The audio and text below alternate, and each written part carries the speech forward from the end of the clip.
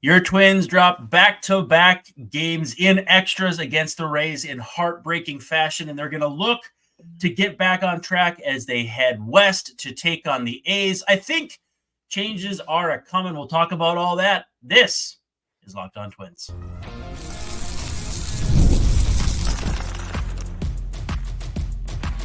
You are Locked On Twins, your daily Minnesota Twins podcast. Part of the Locked On Podcast Network, your team every day.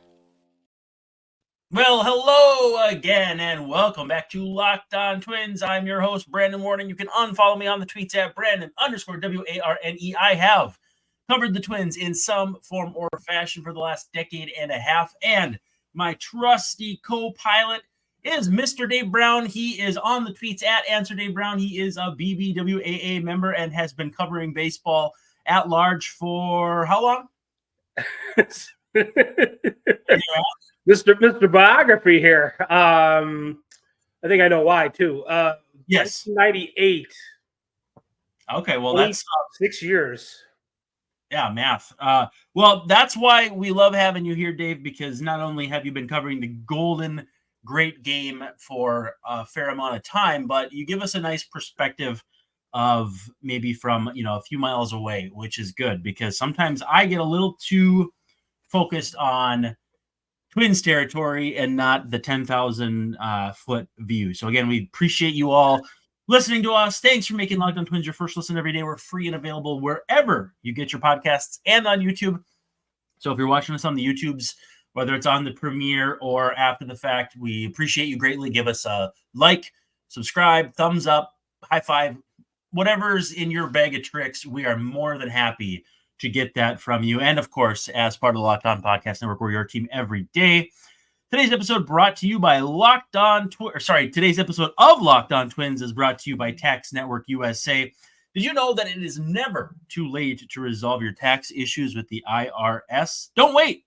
Reduce your tax debt and get help from a team of licensed tax professionals. Call 1-800-549-1000 or visit tnusa.com/lockedon. Also, you can catch every pitch of the Twins hometown broadcast with Chris and Danny on SiriusXM. Just download the SXM app. Up next, Twins headed out west to take on the A's. It's Chris Paddock, the Cowboy, taking on Joey Estes. Not the Cowboy, the Sheriff. Yeehaw. Well, still, either way, there's some rodeo going on somewhere. Yeah, taking on Joey Estes. First pitch, 8:40 p.m. Central. So take your coffee, get your no-dos out. They're going to be at the Coliseum. They're going to be playing late. And after that, they're going to head to Arizona. So it's going to be a fun West Coast swing, knock on wood. But you know what wasn't fun, Dave? Was losing back-to-back extra inning games. Largely, well, maybe not largely, but certainly in self-inflicted fashion. Which one did you want to talk about first? I'd say the most recent one. Quite a comeback, but then things just kind of went sideways, and Griffin Jacks gave up a run. The Twins just could not get anything going in the 10th. Heroic throw by Jose Siri, I might add. Not Geronimo Burrow, but still pretty. We talk about dry humps on this show. And, a dry hump in Major League Baseball terms is when a pitcher will get warmed up in the bullpen and then they don't bring him in for whatever reason. Yep. You get all excited. You all get lathered up and ready to go in. And then nothing. You're really leaning into this. Jose Miranda comes up and, the odds are really against it. But he hits was it a 3-run homer? Yep. With 2 strikes? That never happens. The win probability I heard was at least 95%. It almost never happens that the guy comes up and hits a home run to tie the score, but he did. And momentum is not worth a darn in this sport. And the Twins, it looked like Royce Lewis actually just missed a home run on the bat with his swing. I'm not sure if that's true or not, but that's too bad because then we got to extra innings, which is not really baseball anymore. It's kind of a clown show, and the Rays had a better clown than the Twins. The throw, at first I was like against the Royce Lewis tagging up from second and going to third. Mm-hmm. Me too. But then I took another look at the play that Jose Siri made. And, are you serious? He cuts off the right fielder. It's the right fielder's play because if there is going to be a throw to third, it should be the right fielder. I looked up their arm strength because I have Google and StatCast. And Johnny DeLuca from the neighborhood has a little bit of a better arm, or he's got a good arm. Yes. He could have made the play. I don't know if that had any impact on whether Watkins, didn't put up a stop sign or Lewis decided to go or what. I didn't see that, but it was a ridiculous play that you want to talk about probability. Very improbable that Siri makes this play, cutting across, throwing across his body, being accurate. He's got an arm. He's got great raw power. Mm-hmm. It's a tough way to lose. And I can't, after all that, blame the coach or the runner for that. You just got to tip your hat, I think, as Royce Lewis said, to Siri for a great play. And then the Twins really didn't do anything from there, and it was over. Yeah, I initially was like, that extra 90 feet isn't worth that much. And I mean, we can still argue whether it is or isn't, but at the end of the day, so the Twins were 98.8% to lose starting that ninth inning. The Santana homer shook that a little bit, and then as things kind of piled up, I would say that the play that Siri made, the throw, was a similar probability for Royce to reach third base safely. But because you look at the physics of it, Siri across his body is a right-handed thrower. Now that's already, I keep getting my phone starting when I say Jose Siri's name, so I got to be careful here because text. Living in modern times. Yeah, right. The angle he's taking physics-wise is a right-handed thrower. And even as a left-handed thrower, you still may be reaching across your body, reload. Like if it was I think Kevin Kiermaier was a left-handed thrower, center fielder for them. And I mean, maybe not, but either way, a left-handed throwing center fielder would have a better angle at it, and it would still be a very tough play. Jose Siri made maybe a 5-star play, or at least a 4-star play based on the ratings that they have. I think Fangraphs has them. So, I mean, again, and Paul Muller used to say, I don't really tip my cap. I don't believe in that. But honestly, even on his scoring rubric, I think you have to give him credit, Siri, that is. I keep looking at my phone, like I said. Just an incredible play. And does Paul Muller tip his waitress, though, or his server? Yeah, I think he probably does. He's a pretty good guy that way. Right. But I think it hurts more in light of it being a back-to-back extra inning loss situation. The Twins have been unbeaten in extras to this point in the season, and they're also riding some pretty good vibes. And similar deal, the Royce Lewis throw on Wednesday doomed them. On Thursday, was a Royce Lewis getting thrown out.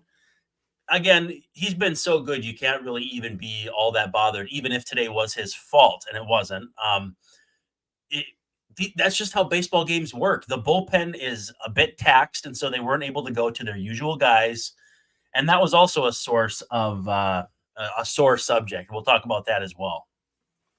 Well, I don't think, I don't want to get too much into it before our break, I guess, because that's our next deal. But I don't, you made a good point. At some point in the Twitter discourse today, somebody's complained about how Rocco managed the series, and you're like, well, that doesn't really make a lot of sense because he basically managed the series against himself. So, someone who thinks very similarly as a manager like that's in Dwight when in The Office when Dwight Schrute is doing karate to himself. Right. So, I don't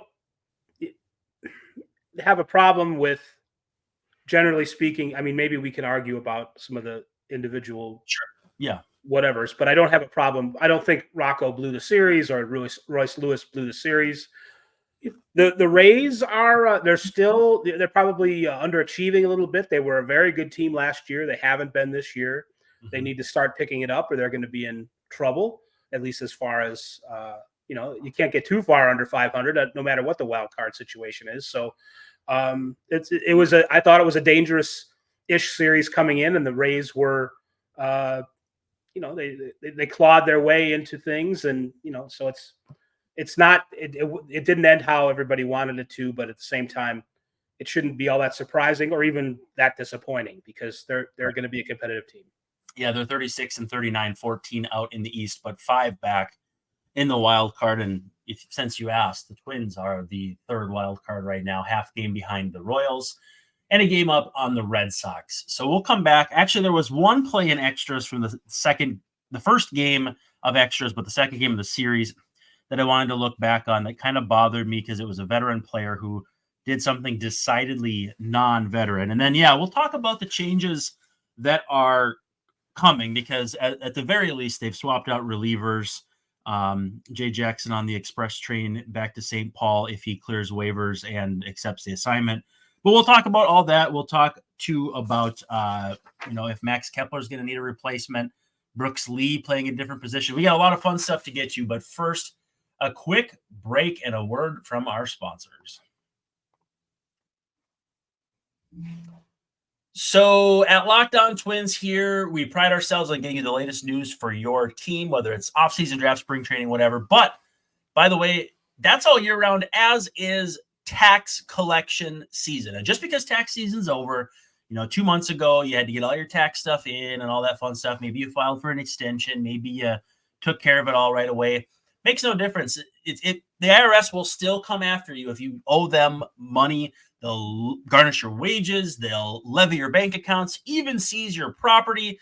Don't let the IRS target you. Are you an independent contractor like I am with a couple different places where I get a little added income that I have to account for every single year, budget for it, whether I'm going to put it in a 401k, all that fun tax stuff. Tax Network USA are the people to talk to. They are the licensed professionals and tax experts, and they need to go to bat for you. With over 14 years of experience and an A+ rating by the Better Business Bureau, Tax Network USA has saved their clients over $1 billion in tax debt. So whether you owe taxes or have complicated tax matters that require planning, or you finally hit the parlay and you need help correctly filing, call 1-800-549-1000 or visit tnusa.com/locked-on, or you can look at the link in the episode description below. And we also have to give some love to our friends at Policygenius. Life insurance is certainly not a fun subject. Nobody likes to talk about it. It's one of those things that you have to have and you don't want to think about, or you have it and you hope you don't have to use it. But at the end of the day, the end of the day comes for all of us. And that's where life insurance comes into play. And Policygenius is the company that can help you find life insurance policies starting at just $292 per year for $1 million worth of coverage. That's less than $1 a day. Some options also offer same-day approval and avoid those unnecessary medical exams. So if you have life insurance, make sure you're fully covered. You may need a little more. Did you have another kid? Did you buy a different house? All kinds of stuff can factor into that. And if you're a parent or caregiver, you want to make sure that they're taken care of in the unfortunate event that something could happen to you. Policygenius can help you compare your options from the top companies, and their team of experts will help you find what's right for you. If you have work life insurance, may not be enough. Again, you want to make sure you have enough coverage, or if you lose your job, might not come with you. Policygenius will give you unbiased advice from a licensed expert support team. They have no reason, no incentive to recommend one company, one insurer over the other, so you can trust their guidance. Check life insurance off your to-do list in no time with Policygenius. Head to policygenius.com/LockedOnMLB or click the link in the description below to get your free life insurance quotes and see how much you could save. That's policygenius.com/LockedOnMLB. Dave, the play that bothered me was the Royce Lewis throw that I brought up. And it bothered me twofold because the Lewis throw just wasn't particularly good. And he's still a baptism by fire at third base. We've seen a lot of shortstops move to third base and need some time. Trevor Plouffe was one of them. Even Corey Koski, a very good defensive third baseman, needed some time. The throw was not great.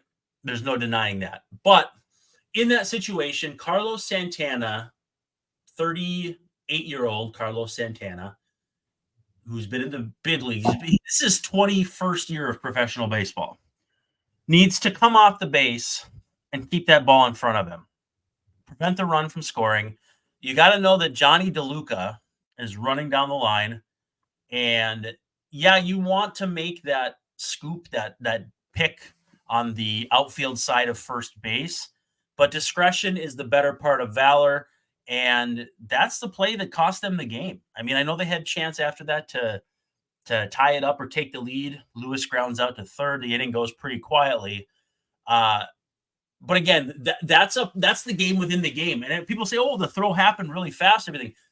That's the whole point of playing first base, is that it's not easy. Ron Washington in Moneyball said it's incredibly hard. Yes, playing first base is a lot harder than you think, but Carlos Santana is their guy. He needs to make that play, right? You played first base, so you have a little bit. I mean, you didn't play for the Twins or the majors, but you played collegiately in high school league. Little D3. Well, at least 1D is enough for me. Yeah. That's what she said. That's what he said. I've looked at the play a bunch of times. It's a weird play because I think Lewis's. I could be wrong, but it looked like he got his feet mixed up a little bit underneath him a little bit, and his spikes, and that kind of jerked him at the last second. And the throw, Santana came. It wouldn't have been that hard for Santana to make up his mind and to go get the ball, because he almost caught it the way he played it. It wasn't that far away. I thought actually at first it was a little more. I thought it was a little out of range, but he could have made a decision to catch the ball, to chase the ball and keep it in play. I'm going to defer to you a little bit. Maybe I should come up with a stronger opinion or feeling, but if you've got first base experience and you say that is the case, then I'll go with you. Well, and it's easy for me to say from where I stand or where I sit. It's the whole well actually meme where the guy with glasses is pushing him up, talking about how everybody else is bad and sucks. And with glasses, what's wrong with you? Yeah, I'm not like that at all. You mean you're speaking metaphorically? Yeah, I was hoping not to touch that sore subject. No, but again, and it's there. It does reek of hindsight bias, but at the same time, in that moment, you need to play the game within the game, and it's the same reason that Carlos Correa makes so many heads-up plays. Like, yeah, in the moment, it would certainly stink to not get that out. And it's very possible that the Rays get another hit. That run comes in anyway. You say, well, you should have gone for that play. And we play the whole Pandora's box or whatever, butterfly effect. I never remember what those things are, where who knows what would have happened, but that the angry people are going to be angry no matter what. But with that said, yeah, at first base there, maybe he overextended and thought it was further up the line. I don't know, but you can't let that ball past you no matter what. And not only as a first baseman, but he's a former catcher. Like, that is something he should have ingrained in his brain. Well, he's really good at being a first baseman. I think that's my default, I guess, is if that was the right thing to do, what you're saying, come off the bag a little sooner to keep the ball in front of you. I feel like Santana would have known that. But then again, these guys aren't perfect either. And that's not a defense of anything. It's just that maybe he made the wrong choice there. I think it could just be that simple. Speaking of wrong choices, there are a lot of people upset about the bullpen management from Rocco Baldelli the last two nights. And it just comes down to, for me, you can't throw the same 3-4 guys every single night. Once in a while, you're going to come back from a rain delay, and Jay Jackson's going to have to throw 2 innings for you that you don't really want him to throw. And he does okay. Gives up a home run to Josh Lowe. Is it Lowe and then Brandon Lau? I always get those two mixed up. Yes, because it's Nathaniel Lowe. And Josh Lowe is his brother. Yeah. Okay. So I'm only 95% sure of this. Oh, that's fine. I understand that. But then Jackson comes back today, gets absolutely touched up, and then ends up actually being DFA'd after the game, which was not that shocking to me. That's the nature of league bullpens. It is. It is. And, the complaint is, well, why'd they bring him back in the first place? Because he hadn't really been doing that well in the minors. Some people asked, well, why'd you get rid of Castillo? Well, because I think he walked like 7 guys in 3 innings and struck out 3 guys when he was like a bad per inning walk. Yeah, it was bad. Yes. I mean, that is not, there's no question. Might I add, he cleared waivers and is still a free agent as of this moment. Yeah. We might see him again. Maybe I don't know. He could be done too. Yeah. I think if we can sidebar for a second, Diego Castillo was a really good relief pitcher for many years. And then, including with the Rays, who have a reputation for squeezing every little bit out of the guy that they can, and he hasn't been the same since. Are you telling me the team at Tropicana Field likes to juice as much as they can out of guys and then discard them? Did you just say juice at Tropicana Field, which looks like a juicer? I think on purpose. It's also Tropicana, which is just juice. I mean, the roof looks like this when on top, like the old juicers. It's kind of funny. Yeah. Okay. Castillo being gone, fine. Jackson maybe being up instead of Funderburk. I think Funderburk had been down long enough, or maybe there had been injuries. They could have brought up Funderburk sooner, I guess. But it's not, and Funderburk was doing great in the minors. But it's not like there haven't been games that we've seen Funderburk come in and give up 3. Someone hangs 3 on him. So, this part of the pitching staff, while we all want the Twins to have 13 pristine, great pitchers, you're going to run into this. This is going to be the inconsistent time, and it's not all going to be Jackson and Duran and those kind of performances from the 13th man on the roster. And Cody Funderburk in the big leagues has a 5.18 ERA this year. His expected ERA is 5.09. He's walking 4.5 runners per 9.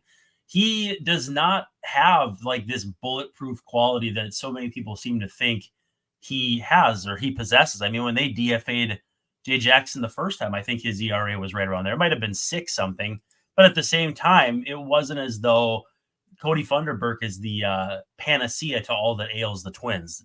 It's Funderburk, not perfect Burke. Yeah, he's fun, but he's not perfect.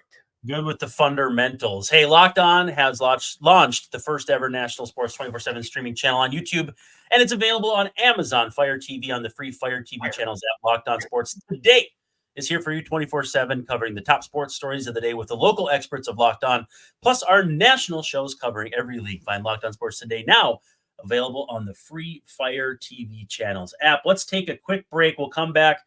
We'll wind it down with a few different things. Max Kepler might be hurt. We'll see what that means as far as guys coming up, and maybe a little love for Carlos Santana, who has really turned it on of late. But again, first, we have to take a quick pause. Would you believe it, Dave Brown, that I am wearing a brand new jacket that I got today from Stitch Fix, our friends at Stitch Fix. If you need, I can't see it. Yeah, it's a nice brand new black jacket. It's from let's see if I can see the tag here. Andrew Mark, New York. I never heard of it before. It came in my little mailing today. It sounds fashionable. Yeah, with Stitch Fix, you get a stylist who understands your style, size, and budget, and they do all the shopping for you. Or if you want to do freestyle, I did freestyle. I wanted a nice black jacket, so I picked this one out myself. But you can go check these people out. It's Stitch Fix. I've had a membership with them for 5 or 6 years now. I've got still things from when I first was there that are in my closet that I wear regularly. Some pants, a couple different sweaters. But you fill out a little questionnaire about your style, your size, the things you will and won't wear, the colors you will and won't wear, and they tailor it up for you. They send you a package of 5 things, and you pick what you like to keep. You send back what you don't in their prepaid envelope. If you keep all 5 too, you get a nice little bonus. They take 20% off the cost, so it's a pretty good deal.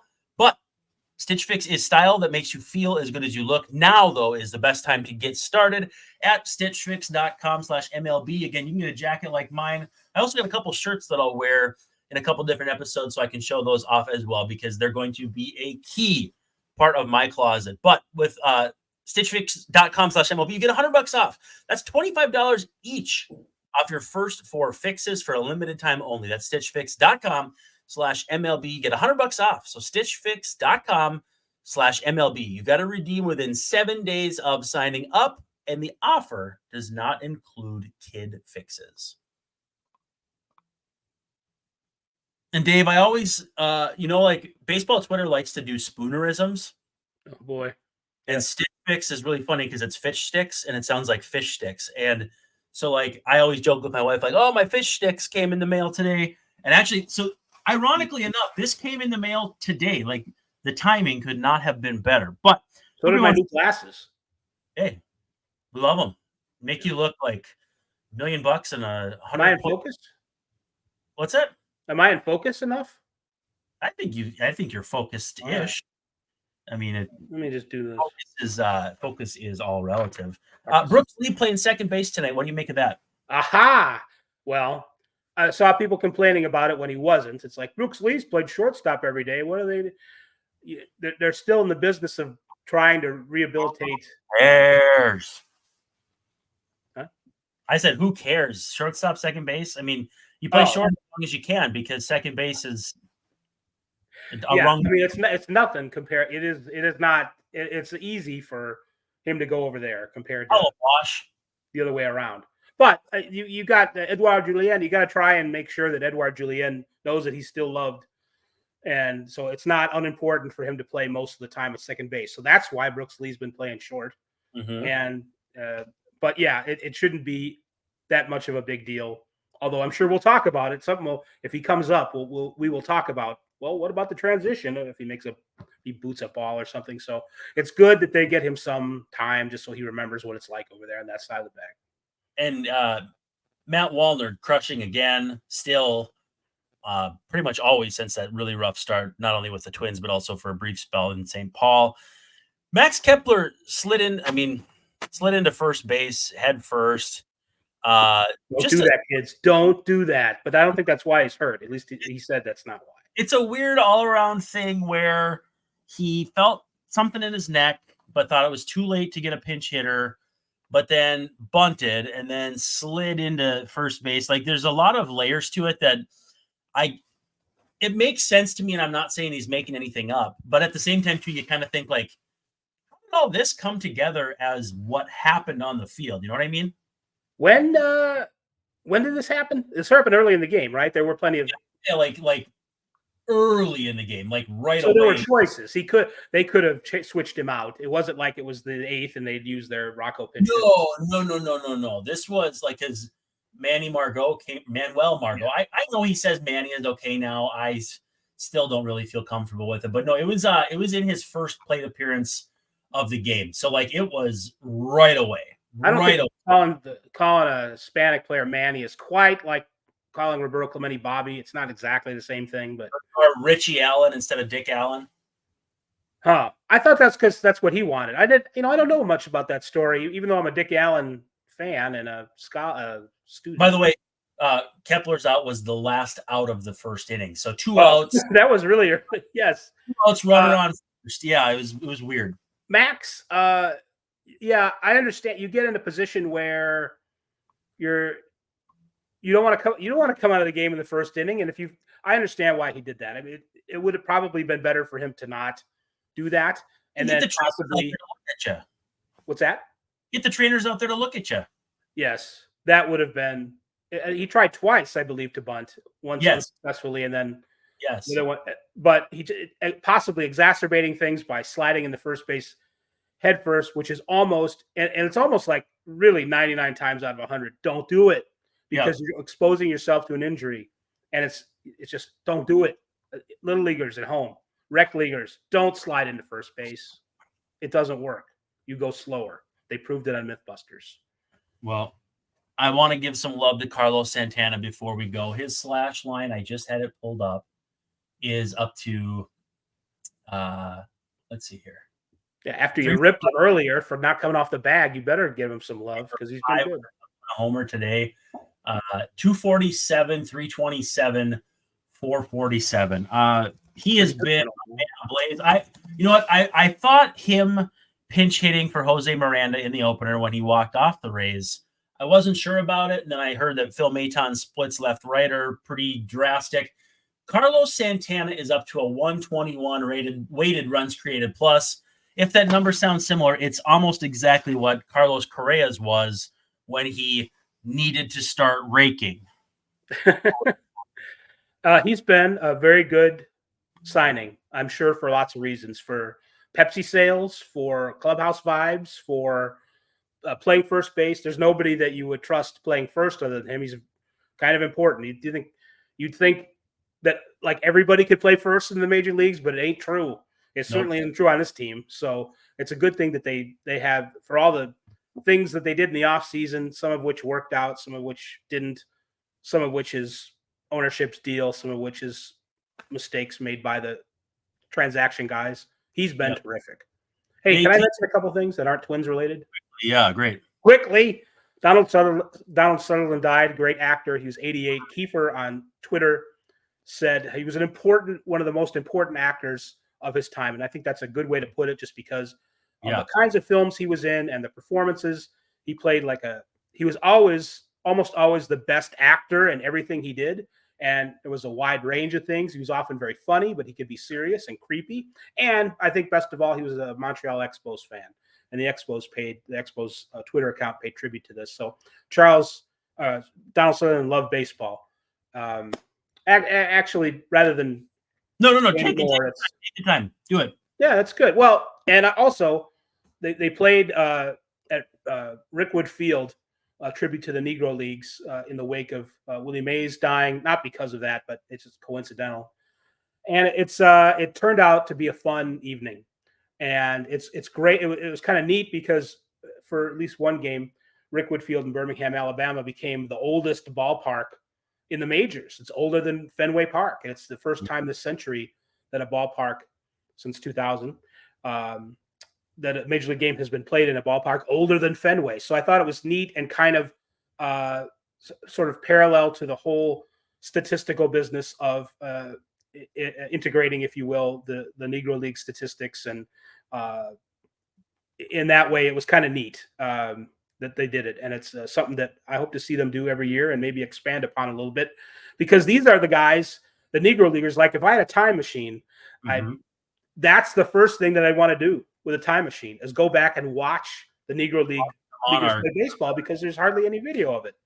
Yeah. What is that museum like in KC? I haven't made it over there. I've heard it's incredible. It is. It's a great visit, and it's expanding all the time. And it's not very expensive, and some days it's even free. But it's a great way for people to get a glimpse of baseball. I mean, you don't have to be African American to enjoy it or get a kick out of it, because Black history is our history. Our big 10th United States. So it's if you like baseball and you like to see and get more informed about the people who played it, visiting Kansas City and the Negro Leagues Museum should be a must for you and your family. Well, and there was a statement from Willie Mays that was just incredible. And it was the day before he passed. They said, he's not going to be able to make it to the game. And it said something along the lines of, that's still here and so am I. And then, the next day he passes away. What a powerful moment for the game. The whole scene and surrounding of it. We're so lucky. We're very lucky for Willie Mays to have lived as long as he did, to make it more real that he was alive. Sometimes when we talk about these things that happened in the past, it's so remote and the people have been gone for so long. Josh Gibbs dying so young. Yes. I mean, that's sort of what I'm talking about before. It's almost, it's like, Willie Mays was a guy who played in the Negro Leagues at like 16. And, he proves that they were real. It's almost like a fairy tale. And we hear that we make fun in a good way of cool Papa Bell telling stories about turning the lights off and being so fast that he was in bed before the lights went off, and like they're tall tales like Paul Bunyan, but it really happened, and it's really important stuff. And games like this game at Rickwood Field, and events that are just buildings like the Negro League Museum in Kansas City. It's great that we have an opportunity to get in touch with our past through baseball. Well, I'm more than happy to run past our time limit to bring attention to that, because it's a very important part of our game, and awareness is important. Representation is important. Everything about this experience is important. And I'll say this much: Bob Nightingale is there and has been writing his butt off. There's all kinds of stuff to read, and there's Bob's done a great job with this story, that's for sure. Yeah, he's writing the crap out of it. So cheers to him. And yeah, that's all we have for you. This has been Locked On Twins. I'm Brandon Warren. He's Dave Brown. Thank you for indulging us a little past our usual deadline, because again, this Rickwood stuff is very important. But again, we will pick you up on the other side of things. I know I'm working on for us to do Twins report cards. We're coming up on the midpoint of the season. And so, yeah, we'll do that. We'll do a few other fun things, and also talk about hopefully some more Twins wins. But again, this has been Locked On Twins, and we'll see you tomorrow night.